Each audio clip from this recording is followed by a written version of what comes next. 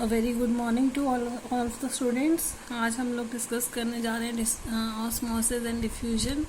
Diffusion के बारे में बात करेंगे और ऑस्मोसिस के बारे में बात करेंगे। उससे पहले थोड़ा सा फैक्ट देख लें कि फैक्ट क्या है आज का हमारा।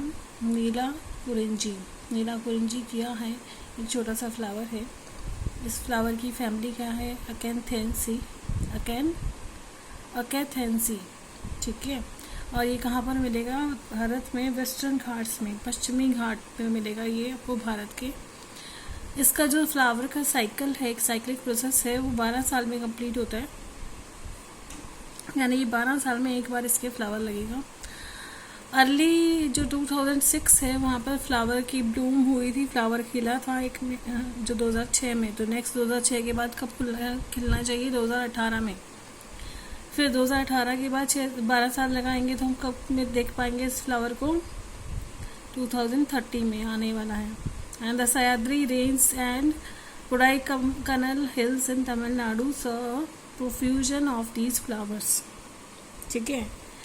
तो ये कुछ है नीला कुरिंजी के बारे में।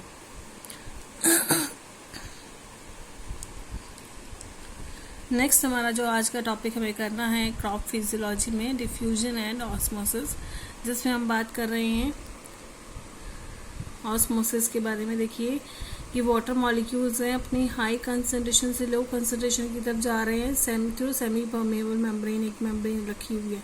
जबकि डिफ्यूजन जो है वो एयर मॉलिक्यूल्स में है। एयर मॉलिक्यूल्स में high concentration to low concentration movement है, ठीक है। हमें डायग्राम से देखिए काफ़ी कुछ समझ में आ जाता है।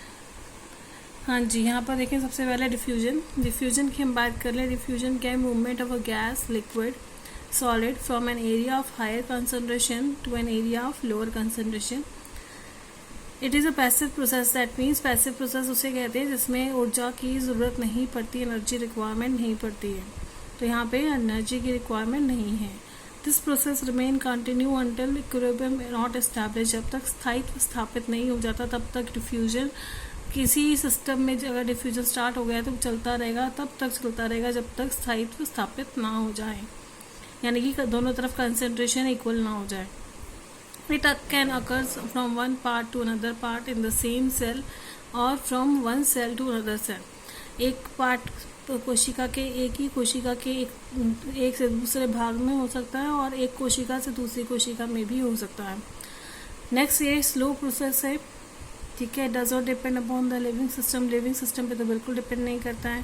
It is the only source of movement of gases inside the plant cell. Plant cell के अंदर एक मात्र ऐसा सोर्स है, एक स्रोत है जिसमें से मूवमेंट ऑफ गैसेज होते हैं पादप शरीर के अंदर, ठीक है। ऐसा कोई प्रोसेस नहीं है जो पादप शरीर के अंदर इसके अलावा मूवमेंट ऑफ गैसेज करवा सके।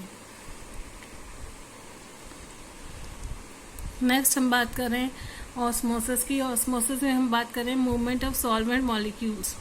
सॉल्वेंट मॉलिक्यूल्स का मूवमेंट कहाँ से करना है? यानी कि हम वाटर मॉलिक्यूल्स की ही बेसिकली बात करने वाले हैं, लेकिन यहाँ पे solvent molecules from its higher concentration to its lower concentration through a semi permeable membrane.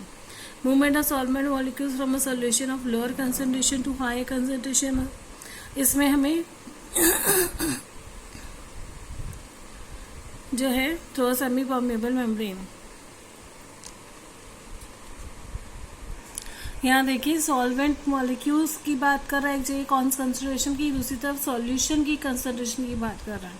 आपको ध्यान देना है। फर्स्ट डेफिनेशन देखिए, the movement of solvent molecules from its higher concentration to its lower concentration to a semi permeable membrane. यहाँ पे solvent molecules की concentration की बात कर रहा है।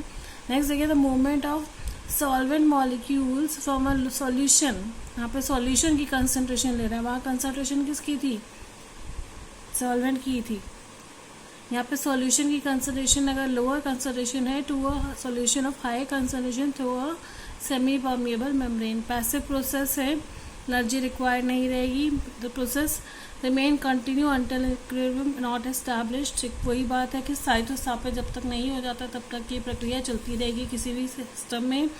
सिस्टम कौन सा होना चाहिए? लिविंग सिस्टम होना चाहिए। और ये रैपिड प्रोसेस है, एक तीव्र प्रक्रिया है, ठीक है।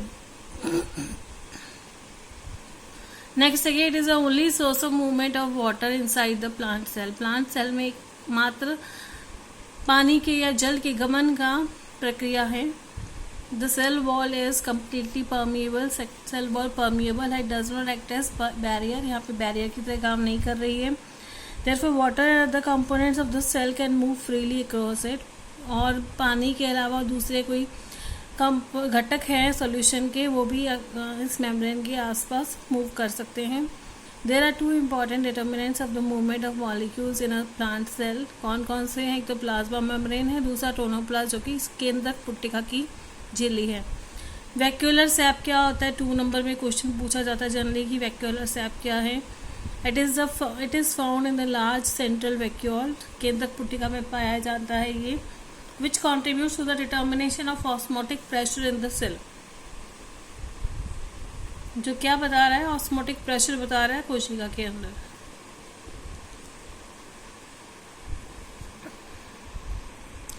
यहाँ पे देखिए हम बात कर रहे हैं डिफरेंस डिफ्यूजन ऑस्मोसिस में। डिफ्यूजन और ऑस्मोसिस की बात करें तो डिफ्यूजन क्या है, बहुत इंपॉर्टेंट है, ये देखिए आप ध्यान से। इससे आपको डेफिनेशन भी क्लियर हो जाएगी और इसके एग्जाम्पल भी क्लियर हो जाएंगे। Diffusion it occurs in all types of media as solid, liquid और gas. Osmosis it occurs only in liquid medium. Solvent solute any molecule can move in diffusion। Only solvent molecule can move in osmosis। It do not require semi-permeable membrane किसमें? diffusion में। It occurs through a semi-permeable membrane in osmosis। Diffusion is a slow process, osmosis is a fast process। Diffusion occurs in all direction, osmosis occurs only in one direction। Diffusion can occur within cell from one part to the another or across the membrane। Osmosis always occurs across the membrane। Diffusion does not depend on the living system, whereas osmosis depend on the living system। Diffusion is responsible for movement of gases in plant body। Osmosis is responsible for movement of water in plant body। ठीक है,